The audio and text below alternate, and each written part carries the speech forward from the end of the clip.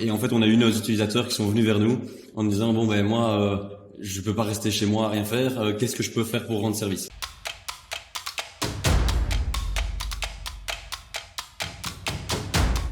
Et donc c'est une vraie communauté, on en parlait pendant le Covid, je pense que cette communauté, elle s'est vraiment retrouvée soudée, elle a communiqué entre elles, elle a lancé aussi d'elle-même des initiatives qui ont été soutenues par toi et par ton équipe. Tu peux nous en dire un petit peu plus là-dessus? Ouais, alors c'est vrai qu'on a été assez impressionnés. Alors nous, on était fort touchés par le Covid parce qu'évidemment, quand on peut plus sortir de chez soi, on peut plus aller rendre service à ses voisins. Et donc du jour au lendemain, on a perdu 80% d'acquisition à partir du moment où il y a eu le lockdown.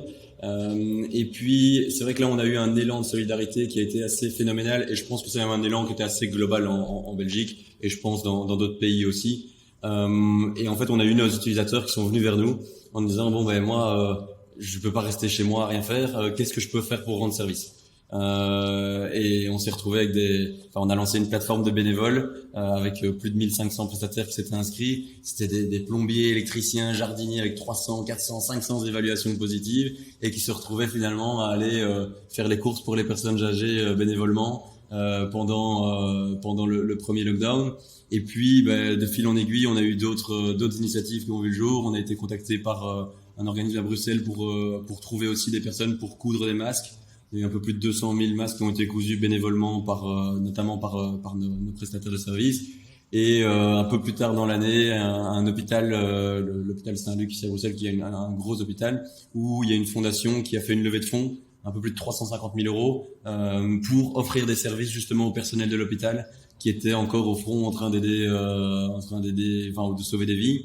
Et là, on avait nos prestataires qui allaient leur rendre service en préparant des petits repas, en faisant le ménage, garder les enfants pendant que le personnel était à l'hôpital, etc. Donc, il y a eu vraiment beaucoup d'initiatives qui sont venues vraiment pour la grande majorité. J'aurais bien voulu que ça vienne de moi, mais pour être tout à fait honnête, ça venait beaucoup plus de nos utilisateurs.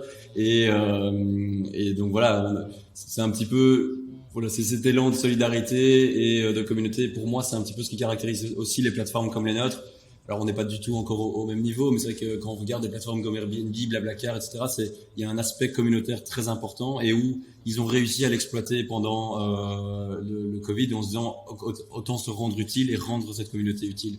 Ce que d'autres plateformes qui sont plutôt très transactionnelles, qui ont des très beaux business aussi, mais arrivent potentiellement moins à faire parce qu'il y a moins cet aspect humain. Il y a une définition de l'économie collaborative d'un gars d'Airbnb qui dit